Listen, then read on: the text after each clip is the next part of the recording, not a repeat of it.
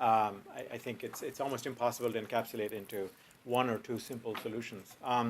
We do have time. Thank you very much to the respondents for keeping your remarks short.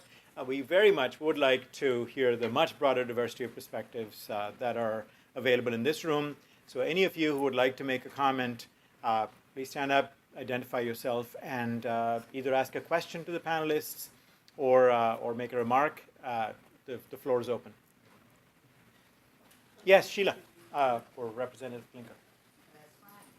We had two immigration bills this year, 1505, that passed the House and not the Senate. We were pleased it said all documents must be in English only.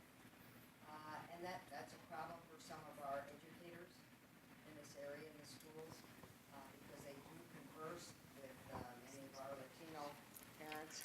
And then thank you. The other one is a bill that said that all illegal immigrant children, which I think was on the way to being solved last week. I think President Obama did do some type of an executive order, but we passed a bill that said all children of illegal immigrants had to pay out-of-state tuition.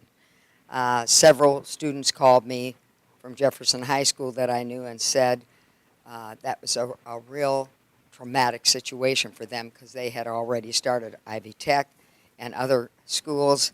I just wondered what the panel and some of our folks thought would be the answer to those two questions, because the state was pretty tough, I thought, in the last session on immigration and not really solving problems. We were actually causing more problems, and many of us were very concerned about that. Thank you, Representative Blinker.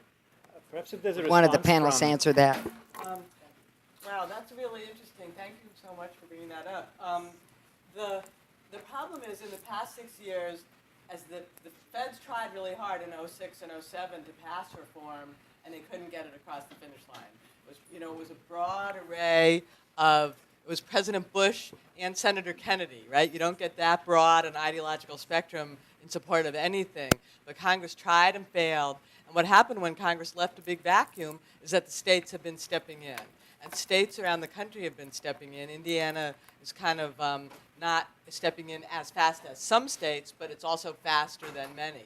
The problem is states can't really fix it.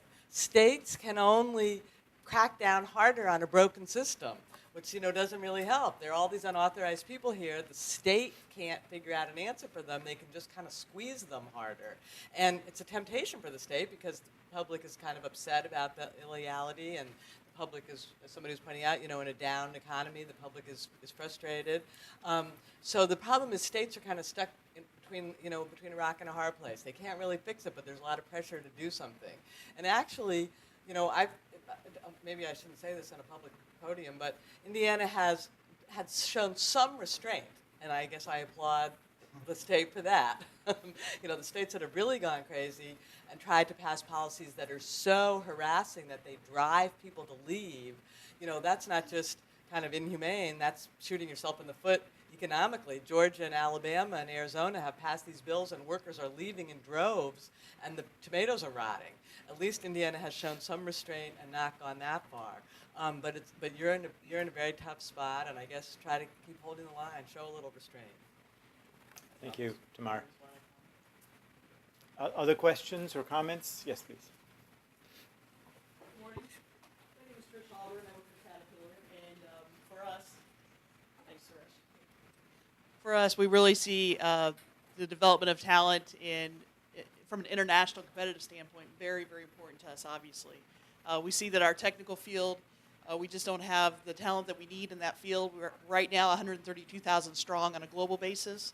We plan on growing that here in the future from our strategy standpoint. And as we work through the H-1B visa process, what we're identifying is that even in the federal fiscal year for 2013, all the H-1B visas were capped at June 11th of this year. So we have to wait to October 2013 of next year to even fill some of those H-1B visas. Think about the loss of talent that we're losing as some of our foreign nationals come to the U.S. to go to places like Purdue and other strategic schools, only to identify they're going to go back to their home countries or countries that are receptive to those guests.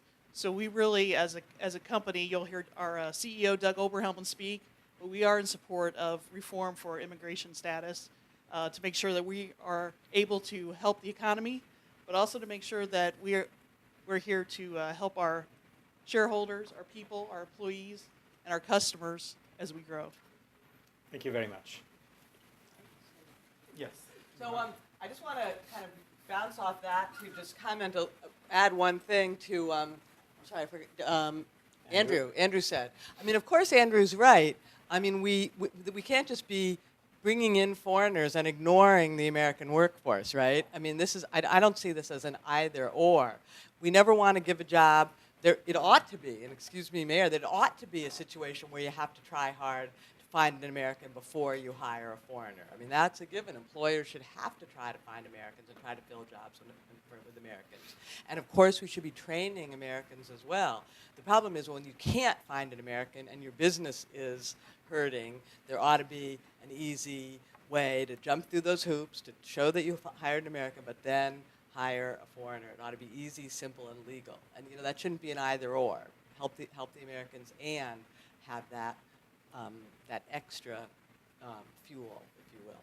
Right. And just like it's not an either or, I believe it's also not a Republican or a Democrat issue. I think it's definitely a bipartisan thing. All sectors of society hurt from this not being resolved. But other comments, please. Yes. I think I'll be okay. Okay. My name is Lauren King. I have a student housing development company called Trinitas. And just a side note first, we actually have hired a couple different people over the years through the H-1B visa process. I maybe ignorantly volunteered to pay the legal costs associated with the process, and it's expensive. It's expensive and it's time consuming, and it's somewhat frustrating that it does take so much effort to get to bring in highly qualified people when you haven't been able to find an American or someone that's in the U.S. To fill that spot. That's not my main comment. My main comment is I hope that you're considering in your report two things. One, how we should be handling the social costs associated with some of the visa programs that you were discussing. This is the whole immigration, it's extremely complicated, and I commend you guys for trying to tackle it. I think there are some unique issues with the Midwest, and I think one of the things that is really frustrating to the folks I talk